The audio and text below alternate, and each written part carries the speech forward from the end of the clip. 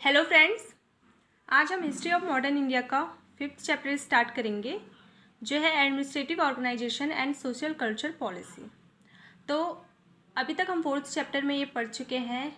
Land revenue policies कैसी थी, commercial policies कैसी थी, ट्रांसपोर्ट सिस्टम कैसा था, तो ये सारी चीज़ें हम पढ़ चुके हैं। आज के इस लेक्चर में हम ये देखेंगे ब्रिटिशर्स अपना जो एडमिनिस्ट्रेशन है वो इंडिया में कैसे हैंडल कर रहे थे, और सोशल कल्चर पॉलिसी है वो मैं आपको नेक्स्ट वीडियो में बता दूंगी। बट आज हम देखेंगे क्या क्या वेरियस पोस्ट थी और किस तरह से ये जो ब्रिटिशर्स हैं अपना एडमिनिस्ट्रेशन चला रहे थे। तो चलिए स्टार्ट करते हैं। सबसे पहले आता है हमारा सिविल सर्विसेज। तो सिविल सर्विसेज जो लेकर के आए वो है लॉर्ड कॉर्नवालिस। ओके, उस टाइम पे जो सिविल सर्विसेज थी हाईएस्ट पेड सर्विस थी, और ना सिर्फ इंडिया में बल्कि ऑल ओवर द वर्ल्ड में हाईएस्ट पेड सर्विस जो थी वो इंडियन सिविल सर्विस थी। और पहले इनिशियली जो ये एडमिनिस्ट्रेटिव फंक्शंस है ना वो कंपनी के सर्वेंट्स ही संभालते थे, बट लेटर जैसे ही कॉर्नवालिस आए ये गवर्नर जनरल बने इंडिया के 1786 में। इनके आने के बाद इन्होंने काफ़ी वेरियस रिफॉर्म्स यहाँ पे लाए, और इन्होंने प्राइवेट ट्रेड और करप्शन के अगेंस्ट भी काफ़ी जो है करप्शन को काफ़ी रिड्यूस करा। But at the same time इन्होंने जो कंपनी के सर्वेंट्स हैं उनकी सैलरी भी रेज करना स्टार्ट कर दिया, तो ये भी बाइस्ड थे। और उस टाइम पे जो कलेक्टर ऑफ डिस्ट्रिक्ट है उनकी जो सैलरी थी 1500 पर मंथ थी, और ये जो कलेक्टर ऑफ डिस्ट्रिक्ट थे यही क्या थे, जो इंग्लिश मैन ही हुआ करते थे। 1800 में लॉर्ड वेल्सले ये कॉर्नवालिस के बाद गवर्नर जनरल बने, और इन्होंने क्या किया, फोर्ट विलियम इस्टेब्लिश किया जो एक कॉलेज था फॉर सिविल सर्विसेज की प्रिपरेशन के लिए, जो कि कलकत्ता में था। ये इन्होंने इस्टेब्लिश करा, बट यहाँ पे जो पार्लियामेंट में जो कंपनी के बैठे हुए थे ये नहीं चाहते थे कि मतलब इंडिया में इस्टेब्लिश हो, तो इन्होंने 1806 में ये कॉलेज रिप्लेस कर दिया बाय ईस्ट इंडियन कॉलेज से, जो कि इंग्लैंड में इन्होंने इस्टेब्लिश करा हैलीबरी में। ओके, अब 1853 तक जो भी ये सिविल सर्विसेज के अपॉइंटमेंट्स हैं वो किसके थ्रू होते थे, ये कोर्ट ऑफ डायरेक्टर्स के थ्रू होते थे और बोर्ड ऑफ कंट्रोल के थ्रू होते थे। बट 1853 के बाद यहाँ पे जो एक प्रोसीजर आ गया कि आपको अगर सिविल सर्विस में एंट्री लेनी है तो कॉम्पिटिटिव एग्जाम्स आपको क्लियर करना पड़ेगा।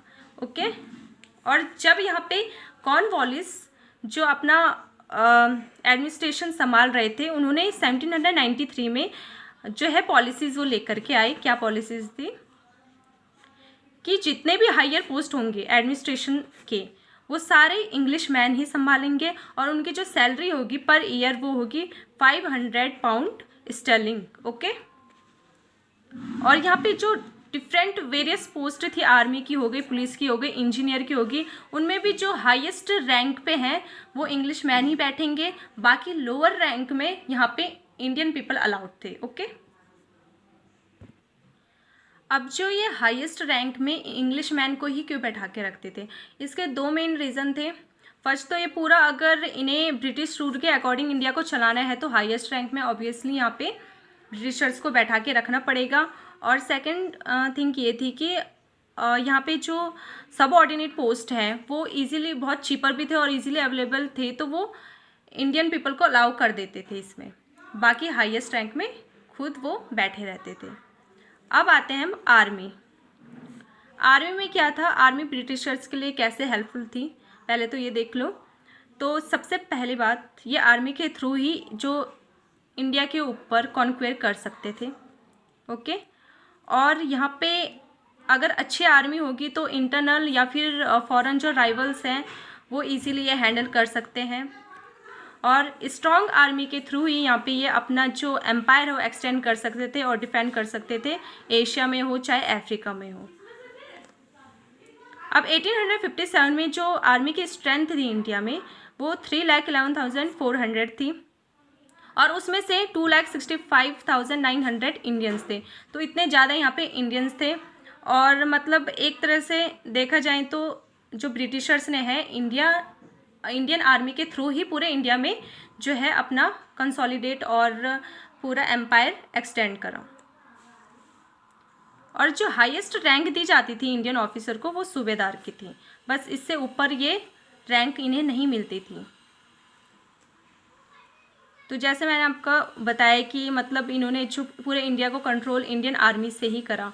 और ये क्यों किया, मतलब क्योंकि इंडिया जो पीपल है उनमें जो नेशनलिज्म के थॉट्स हैं वो बिल्कुल नहीं थे, और बस ये चाहते थे इन्हें एक लिमिटेड सैलरी मिल जाए जिससे अपना गुजारा कर सके, जो कि इन्हें कंपनी पे कर रही थी। तो इस वजह से ये नमक हराम भी बिल्कुल नहीं थे। तो ये सिंपल अपना जो है गुजारा करने के लिए ब्रिटिशर्स के अंडर में काम कर रहे थे, काफ़ी लॉयल थे। अब आते हैं हम पुलिस में। जो पुलिस की पोस्ट थी वो भी कॉर्नवालिस ने ही इंट्रोड्यूस कराई। और यहाँ पे पहले क्या होता था कि अगर गुड्स एक जगह से दूसरे जगह जा रहा है तो बीच बीच में यहाँ पे थानास हुआ करते थे, ताकि यहाँ पे देखा जाए, देख रेख हो मतलब कि किस तरह से यहाँ पे गुड्स में कुछ डकैती वगैरह तो नहीं हो रही है। बट लेटर ऑन यहाँ पे थानास को हेड करने के लिए एक दरोगा रखा गया जो कि इंडिया का ही था। और यहाँ पे जो डिस्ट्रिक्ट सुपरिटेंडेंट की पोस्ट थी वो भी क्रिएट करी गई, मतलब जो हेड होते हैं तो वो भी एक इंग्लिश मैन ही रखे गए। तो मैंने आपको बताया कि हाईएस्ट रैंक इंग्लिश मैन के लिए ही था रिजर्व, और बाकी जो नीचे की पोस्ट थी वो इंडियन पीपल के लिए थी।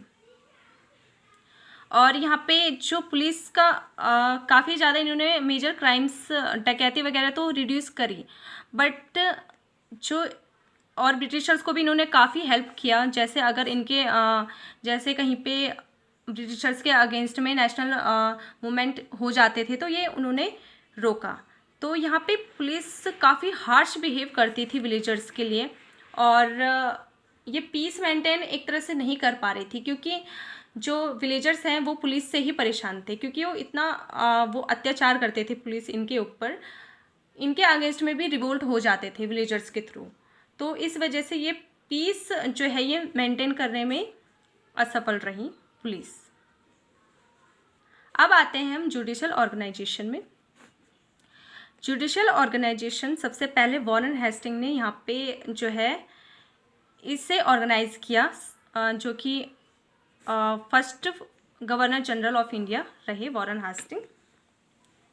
अब इन्होंने क्या किया, 2 अदालत बनाई, एक डिस्ट्रिक्ट दीवानी अदालत और एक डिस्ट्रिक्ट फौजदारी अदालत।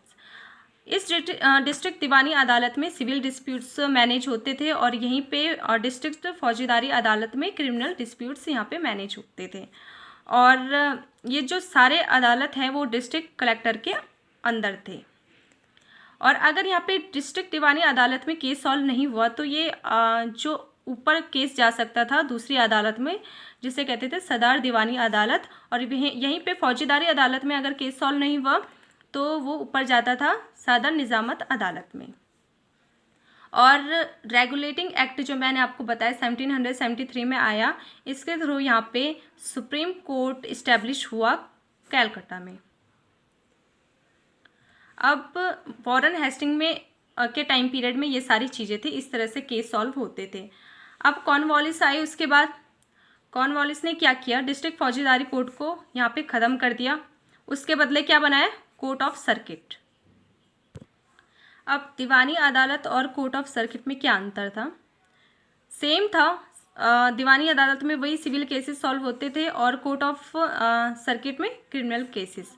अब यहाँ पे क्या है, सबसे पहले इनिशियल लेवल में यहाँ पे काफ़ी सारे जैसे क्रिमिनल केसेस इंडियन मजिस्ट्रेट्स में सॉल्व होते थे, और यहाँ पे जो सिविल केसेस है वो काफ़ी सबऑर्डिनेट कोर्ट्स में और रजिस्ट्रार कोर्ट्स में सॉल्व होते थे। उसके ऊपर आएगा आपका दीवानी अदालत, और इन इंडियन मजिस्ट्रेट्स के ऊपर आएगा कोर्ट ऑफ सर्किट। अब दीवानी अदालत में अगर केस सॉल्व नहीं हुआ उसके बाद आप जा सकते हैं यहाँ पे प्रोविंशियल कोर्ट्स में, जो कि उस टाइम पे 4 प्रोविंशियल कोर्ट्स थे।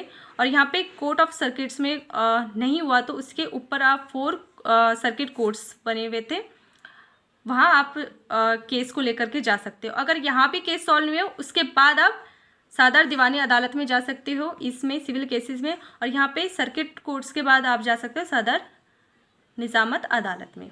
तो ये सारी चीज़ें थी। और यहाँ पे जो कॉर्नवालिस है, इन्होंने एक तो ये लेके आए कोर्ट ऑफ सर्किट, दूसरा इन्होंने जो है डिस्ट्रिक्ट जज और डिस्ट्रिक्ट कलेक्टर की ड्यूटी भी अलग कर दी थी। अब पहले केस डिस्ट्रिक्ट जज के पास जाएगा, उसके बाद डिस्ट्रिक्ट कलेक्टर के पास जाएगा, और वहाँ पे वॉरेन हेस्टिंग के टाइम पे डायरेक्ट डिस्ट्रिक्ट कलेक्टर के पास जा रहा था। अब आते हैं हम विलियम पेंटिक के अंदर क्या क्या रिफॉर्म्स हुए। इन्होंने क्या किया, प्रोविंशियल कोर्ट्स और सर्किट कोर्ट्स को एबोलिश कर दिया। जो ये है ना 4 थे, इसे एबोलिश कर दिया 1831 में। और 1833 में यहाँ पे इन्होंने एक कमीशन, लॉ कमीशन बनाया, जिसके हेड रहे लॉर्ड मैकले उस टाइम पे, ताकि ये जो इंडियन लॉज हैं उसे मॉडिफाई कर पाए, ओके, उसमें कुछ चेंजेस कर पाए। अब यहाँ पे जो भी जो केस था, पहले कमिश्नर्स के पास जाता था, फिर डिस्ट्रिक्ट जजेस के पास जाता था, उसके बाद डिस्ट्रिक्ट कलेक्टर के पास जाता था। और यहाँ पे न्यू सिस्टम यहाँ पे इवॉल्व हुआ। काफ़ी सारे जो लॉज थे वो शास्त्र से मतलब ट्रेडिशनल बेसिस में थे, और शरीयत के अकॉर्डिंग थे, इम्पीरियल अथॉरिटी के अकॉर्डिंग भी थे। अब इसमें मैं आपको एक चीज़ बताना भूल गई, ये जो दीवानी अदालत है, इसमें जो लॉज थे वो मुस्लिम भी थे, हिंदूज भी थे, दोनों लॉ के अकॉर्डिंग जो है आपको आपके केस सॉल्व होते थे। बट यहाँ पे कोर्ट ऑफ सर्किट में जो है ओनली मुस्लिम लॉ के अकॉर्डिंग यहाँ पे केस सॉल्व होते थे। और वहीं पे पीछे आपने वॉरेन हेस्टिंग के टाइम पे भी यहाँ पे जो क्रिमिनल केसेस वाला था, वहाँ पे भी आपके मुस्लिम लॉ के अकॉर्डिंग ही केस सॉल्व हो रहे थे। अब 1865 में यहाँ पे इन्होंने हाई कोर्ट्स इस्टेब्लिश करे कलकत्ता, मद्रास और बॉम्बे में। अब आपका इनिशियल स्टेज में अगर केस सॉल्व नहीं हो रहा था तो आप यहाँ पे हाई कोर्ट जा सकते थे, और सदर कोर्ट्स ऑफ दीवानी और निज़ामत को यहाँ पे रिप्लेस करके ये हाई कोर्ट्स बनाए गए। और एक और चीज़ याद रखना, जो सदर कोर्ट्स ऑफ दीवानी और निज़ामत थे हर डिस्ट्रिक्ट में अवेलेबल थे उस टाइम पे, बट इसे रिप्लेस करके यहाँ पे इन्होंने कलकत्ता, मद्रास और बॉम्बे में हाई कोर्ट इस्टेब्लिश किया।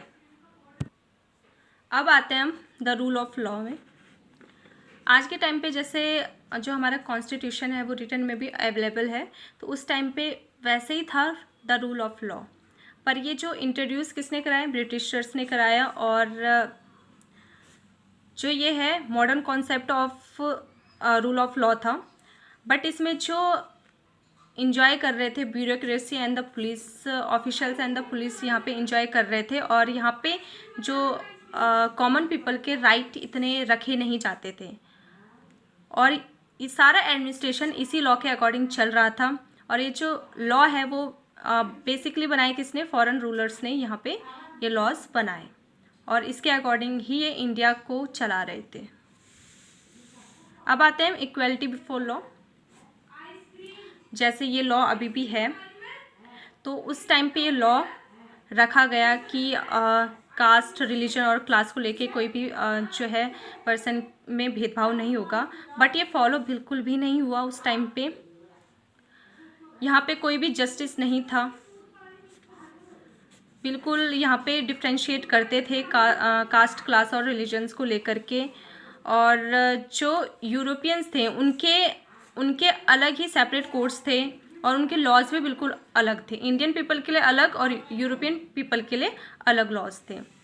और यहाँ पे जो क्रिमिनल केसेस थे उनके जजेस जो थे वो यूरोपियन थे, तो वो बेसिकली करेंगे यही कि जो यूरोपियन पीपल है उनका फेवर करेंगे, इंडियन पीपल का फेवर नहीं करते थे। और यहाँ पे जो इंग्लिश ऑफिशियल थे, मिलिट्री ऑफिसर्स थे, जितने भी इंग्लिश मैन थे, काफ़ी हार्श, हॉटी और ब्रूटल मैनर से यहाँ पे इंडियन पीपल से बिहेव करते थे। तो एक तरह से यहाँ पे जस्टिस नहीं था। और रिच का ये काफ़ी फेवर करते थे, रिच पीपल, क्योंकि यहाँ पे काफ़ी करप्ट थे, घूस दे करके अपना जो है केस सॉल्व करवा देते थे। बट यहाँ पे कॉमन पीपल और जो पुअर पीपल है उन्हें काफ़ी यहाँ पे परेशानी होती थी, काफ़ी स्ट्रगल उन्हें करना पड़ता था, क्योंकि एज यहाँ पे जो प्रोसीजर है जस्टिस मिलने का, यहाँ पे केस सॉल्व करने का प्रोसीजर भी काफ़ी लंबा हो गया था। एक केस में जो है कोर्ट में सॉल्व नहीं हुआ, अगले कोर्ट में जाओ, तो यहाँ पे काफ़ी लंबा प्रोसीजर हो चुका था। और उसके लिए यहाँ पे इन्हें पे भी करना पड़ता था, जो कि ये अफोर्ड नहीं करते थे। तो यहाँ पे पुअर पीपल के लिए काफ़ी मुश्किलें हुई। प्रिविलेंस ऑफ करप्शन, जैसे मैंने आपको बताया, रिच पीपल करप्शन के थ्रू ही यहाँ पे अपना इजीली केस सॉल्व कर देते थे। और जो ये सिस्टम था पहले जस्टिस का, पहले तो इजी था प्री ब्रिटिश टाइम में ना, यहाँ पे इनफॉर्मल मैनर था, कोई फॉर्मेलिटीज़ नहीं थी, स्पीडी था, इजीली जो है केस सॉल्व हो जाता था, इनएक्सपेंसिव था। बट अब यहाँ पे जैसे कोर्ट वगैरह इस्टेब्लिश हुए और यहाँ पे जो बाइस्ड यूरोपियन रह रहे थे, तो उनके थ्रू यहाँ पे पुअर और कॉमन पीपल को काफ़ी ज़्यादा तकलीफ़ें हुई। तो ये सारी चीज़ें थी आज के लेक्चर में। नेक्स्ट वीडियो में हम ये देखेंगे सोशल कल्चर पॉलिसी उस टाइम पे इंडिया में कैसी थी। बस आज के लिए इतना ही। Thank you.